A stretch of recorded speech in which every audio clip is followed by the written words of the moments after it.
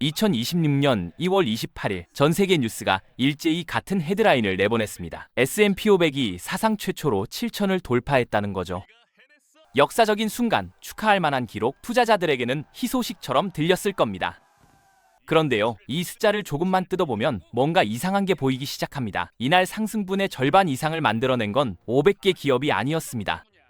고작 10개도 안 되는 종목이었거든요. 엔비디아, 애플, 마이크로소프트 이 몇 개가 지수 전체를 끌어올린 겁니다.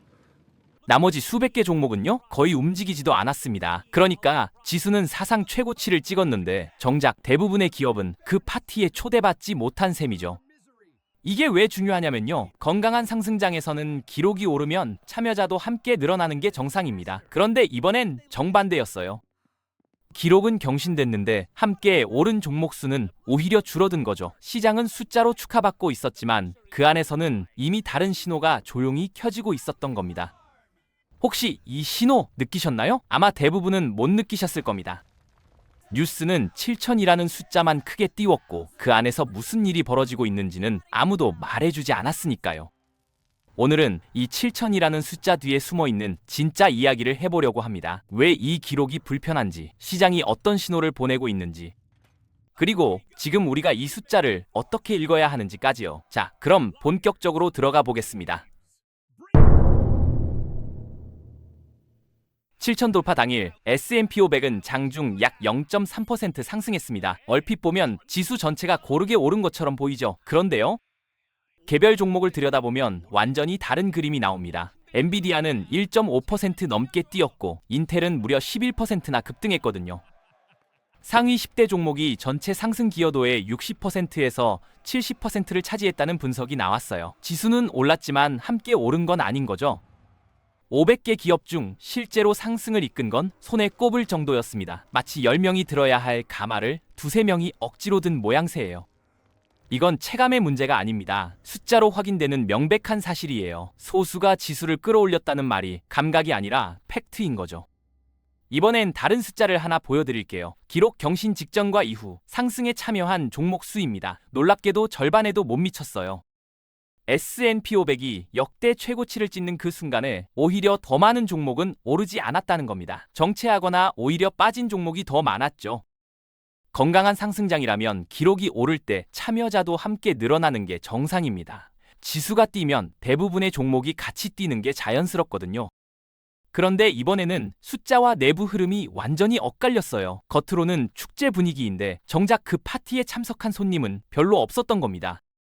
이 괴리가 바로 시장이 먼저 보내는 신호예요. 뉴스 헤드라인만 보면 절대 알 수 없는 시장 내부에서 감지되는 균열의 시작점인 거죠.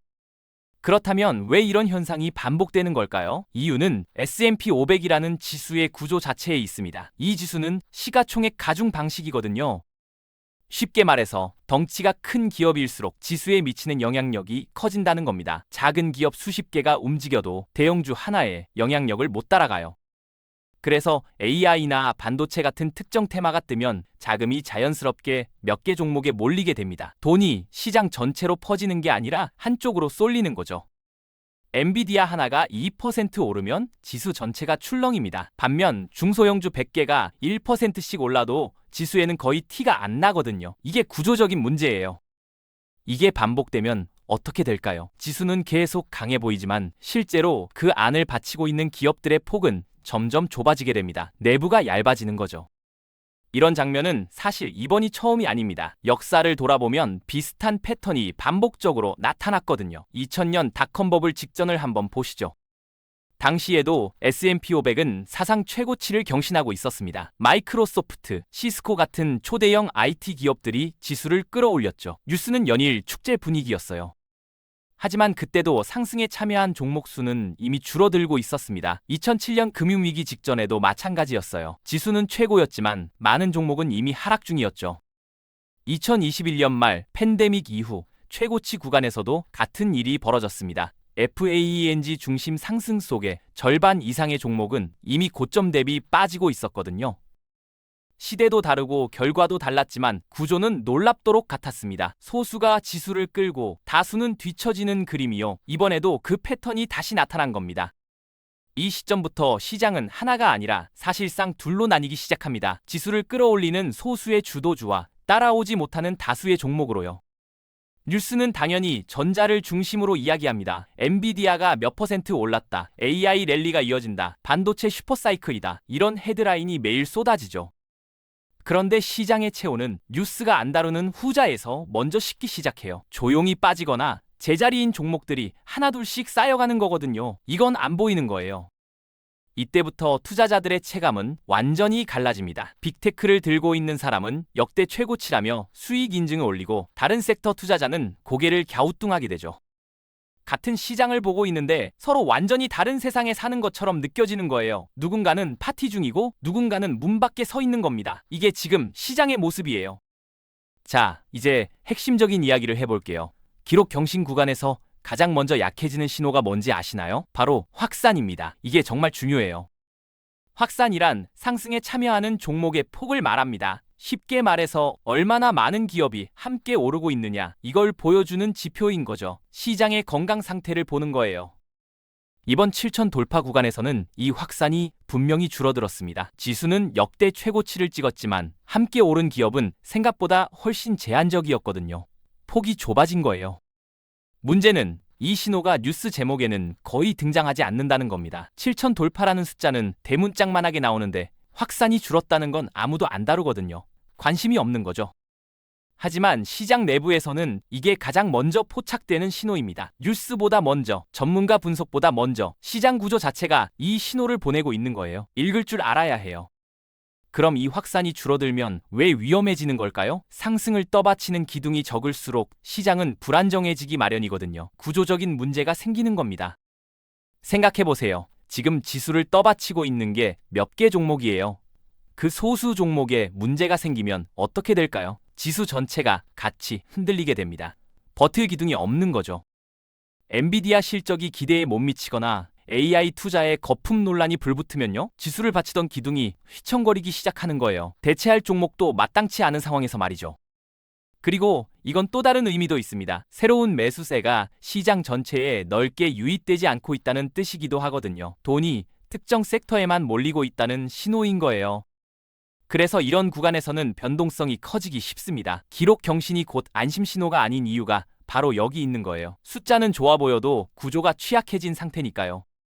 여기서 개인 투자자들이 가장 많이 하는 착각이 하나 있습니다. 바로 최고치를 안전한 구간으로 생각하는 거예요. 이게 정말 위험한 함정이거든요.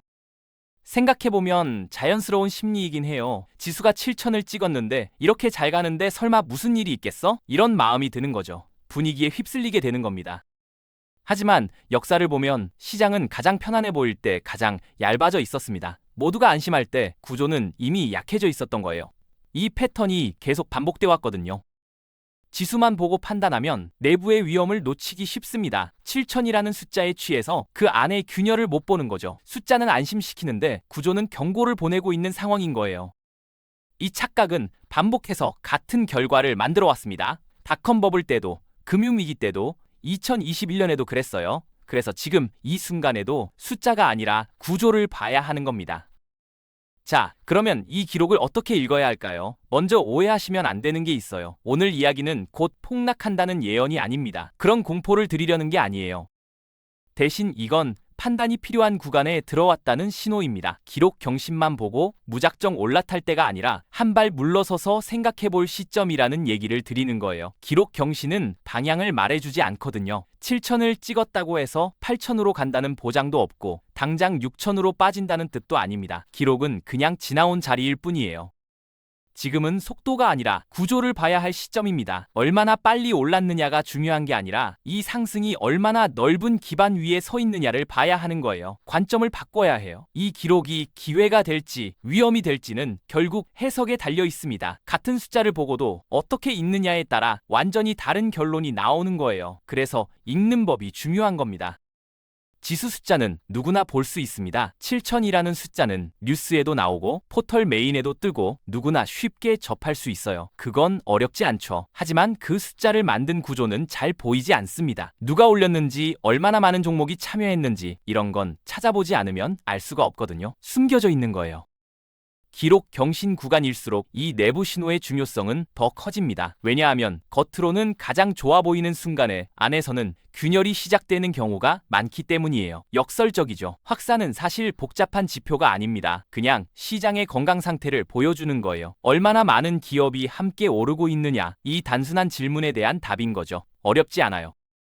이 신호를 보기 시작하면 뉴스와는 완전히 다른 그림이 보입니다. 같은 7천을 보고도 다르게 해석할 수 있게 되는 거예요. 그게 바로 숫자 뒤에 숨은 신호를 잇는 힘입니다. S&P 500의 7천 돌파는 분명 역사적인 숫자입니다. 그건 부정할 수 없어요. 하지만 오늘 저와 함께 보셨듯이 시장은 숫자보다 먼저 구조로 말합니다. 이번에도 기록보다 먼저 변한 건 확산이었어요. 상승에 참여하는 종목의 폭이 줄어들고 있었고 소수의 대형주가 지수 전체를 끌어올리는 구조가 만들어지고 있었습니다. 뉴스는 7천이라는 숫자만 보여줬지만 그 안에서는 이미 다른 신호가 켜지고 있었던 거죠. 그래서 이 기록은 축하보다 해석이 필요한 순간입니다. 지금 당장 폭락한다는 얘기가 아니에요. 다만 이 숫자를 그대로 믿고 안심하기엔 구조가 너무 얇아져 있다는 걸 알아야 한다는 겁니다. 결국 중요한 건 얼마나 올랐나가 아닙니다. 누가 얼마나 함께 올랐나, 이 질문을 던질 수 있어야 해요. 이걸 기억하시면 다음에 또 기록 경신 뉴스가 나왔을 때 다르게 보실 수 있을 겁니다. 숫자에 휘둘리지 않고 그 뒤에 숨은 구조를 읽을 수 있게 되는 거죠. 여러분은 이번 7천 돌파 어떻게 보고 계신가요? 기회라고 생각하시는지 아니면 조심해야 할 구간이라고 보시는지 댓글로 의견 남겨주세요. 오늘 영상이 도움이 되셨다면 좋아요와 구독 부탁드리고요. 다음 영상에서 또 뵙겠습니다.